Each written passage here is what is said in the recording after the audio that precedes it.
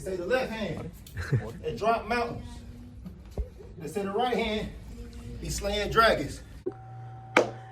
The untouchable True School Sports Empire proudly presents Something the Boxing Game is Missing. Hey, what's going on? It's your boy BT, and I came here to talk some boxing with the thousands of True School Sports subscribers.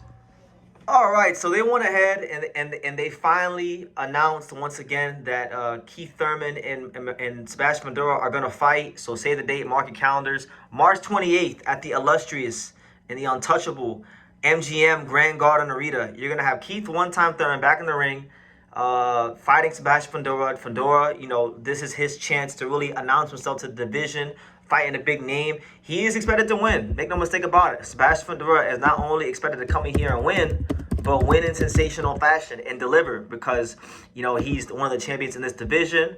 And big things are expected of him, and people are expecting to see Fundora against the likes of Xander Zayas and Jaron Ennis and Josh Kelly and the other champions and things like that. So I'm really intrigued about this fight because, you know, I recognize Fundora for what he is. And what is Fundora? Fundora is a very good fighter. You know, he's a world champion for a reason. But even though he's 6'7", he comes with limitations because he hasn't really learned, he hasn't mastered fighting tall, even though he's the tallest guy in the division by miles. And we've seen him get knocked out, right? And I'm looking at this fight, and a lot of people have negative things to say about Keith Thurman. A lot of people say that Keith Thurman, you know, they call him sometime Thurman. They forget what he's done in the sport of boxing, because he hasn't really done much in this decade, really, because a lot of the great things that Keith Thurman accomplished in his career were done in the 2010s when he fought Sean Porter, when he fought Danny Garcia, when he fought even Manny Pacquiao in defeat. You know, he accomplished most of what made him Keith Thurman in the last decade. In this decade, if we're just looking at it on black and white paper, he beat Mario Barrios and he beat Brock Jarvis. Now, at the time he beat Barrios, people were making a big deal about it. But look, that win aged well. Mario Barrios has since went on to become a world champion. And when he fought Barrios, the only guy Barrios had lost to was Tank Davis. He was 26-1 when he fought him. So, you know, Keith Thurman, this is only his third fight in the new decade, right? And it's only his third fight in the last 7 years. It's only his third fight since the Manny Pacquiao fight in 2019. So it's really hard to quantify what Keith one-time Thurman is at this stage of his career, because we haven't seen him very often. And when we have seen him, he was in there with a guy that was so below him in skill level and in talent and IQ and everything in Brock Jarvis that you can't really put too much stock into that. So you have to go back and look at the Barrios fight. You know, he showed some moments of vulnerability in that fight. I believe he was hurt with a body shot in that fight, if my memory serves me correct. But one thing about Keith Thurman, one thing he's always had, and one thing that doesn't leave a fighter, is his IQ. And Keith Thurman is one of the most introspective, most intelligent fighters in the sport of boxing. 31 fights in the pro ranks. The only guy that's beat Keith Thurman is Manny Pacquiao. And look, even that fight, I like Manny Pacquiao. I'm a huge Manny Pacquiao fan. But even that fight, that was a split decision. That could have went his way. So really, you could view Keith Thurman as an undefeated fighter, even though he has that blemish on his record, right? Because it was a toss-up fight. So my thing is, Keith Thurman comes into this fight against Sebastian Fundora as a 3-1 underdog at a plus 300, right?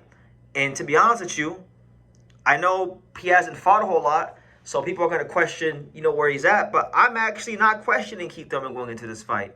My questions are for Sebastian Fundora, because one thing about it is this. Yes, Fundora is a younger man. Yes, Fundora on paper should beat Keith Thurman, but let's be real.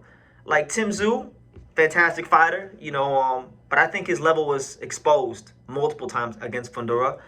And I think in this Keith one-time Thurman fight, you know, Fundora is going to have to exercise some demons of the past that he experienced when he got knocked out and put out cold by Brian La Bala Mendoza with the left hook.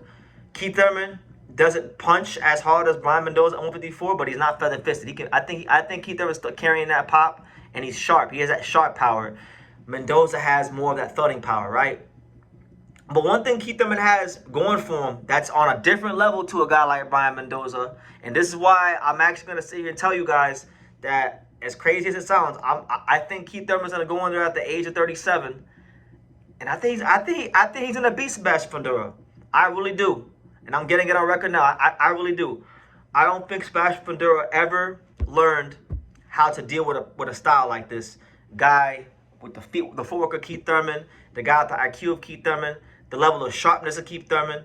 It's just it's a different level that he has not been on, that he has not fought on.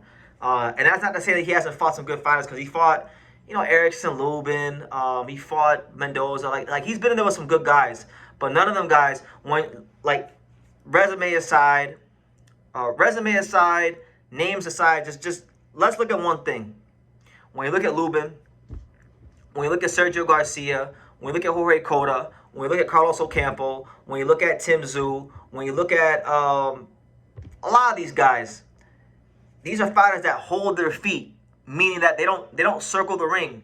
They don't know how to foot feint. They haven't learned the intricacies of the sweet science of boxing, and they don't know how to transition from offense to defense and defense to offense. And you know what? Neither Fundora really hasn't gotten, in my opinion, I don't think he's really improved to that degree for me to have full confidence in him beating Keith One-Time Thurman. So, yeah, it's crazy to say, but I think Keith One-Time Thurman is going to pull it off come March 28th, really and truthfully.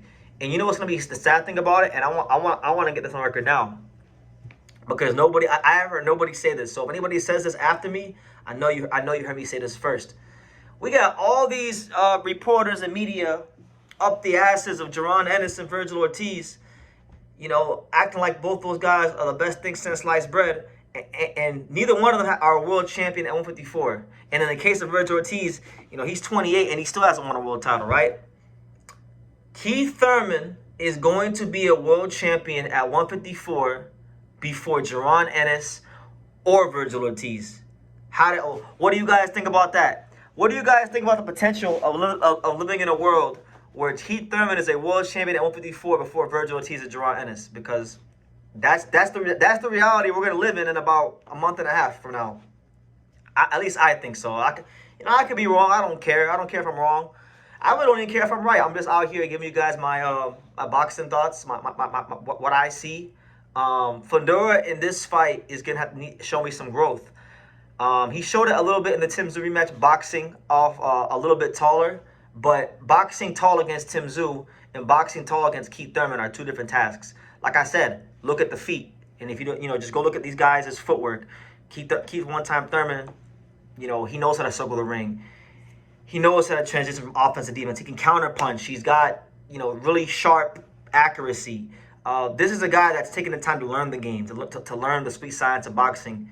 And Fundora, in my opinion, he's used what God has given him and he's maxed it out. But I don't think he's fully learned the sweet science of boxing, and that doesn't just change in one training camp. So, listen, it's a young man's game. So, if you're picking Fundora, obviously you're picking him because of his size and his youth, and you're not really believing much on what Keith Thurman is saying in the media, and you're going against the fact that he hasn't had a ton of activity. And I fully understand that, but I'm gonna tell you guys this: there's an old saying. There's two old sayings. Number one is skills pay the bills, and class is permanent. And I believe in this case, I don't always believe those things, but in this case, I believe those things. I don't think Sebastian Fundora's skills are up to par to beat Keith One-Time Thurman, and I'm going with Keith Thurman. I'm not sure how.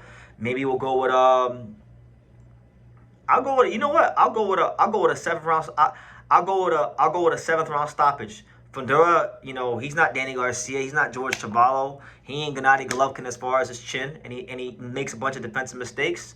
I can see Keith Thurman catching him with something real sharp and short, left hook, or maybe like a little straight right hand, and as he said, timber. But look, I digress. Great fight.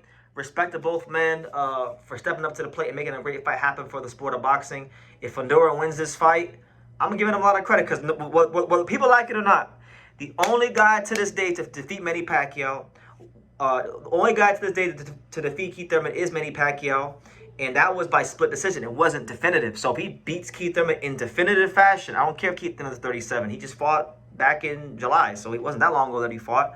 You beat him in definitive fashion, I view that as at least, at the worst, a minor statement to the division. So make of that what you will. But leave your comments down below. Make sure you guys Take the time to subscribe. Like I say in every single one of these videos, you can love me or you can hate me. But I'm just a kid from Dania. So until next time, take care, guys.